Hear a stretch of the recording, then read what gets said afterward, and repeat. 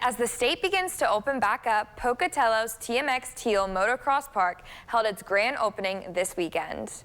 The park, located on Pitt Road by the Pocatello Airport, opened up their regular and mini track to the public. An all-day pass was $20 and $10 for smaller bikes for children.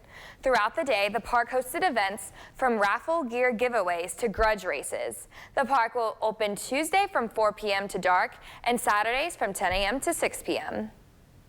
It's been exactly how we were hoping. Everybody's happy. The track's in great shape.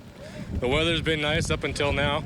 People are having fun. Nobody got hurt so far, and everybody just seems to be pleased with the hard work we've put into the track. And hopefully they'll keep coming out, and we can have the rest of a good year, and everybody will enjoy themselves.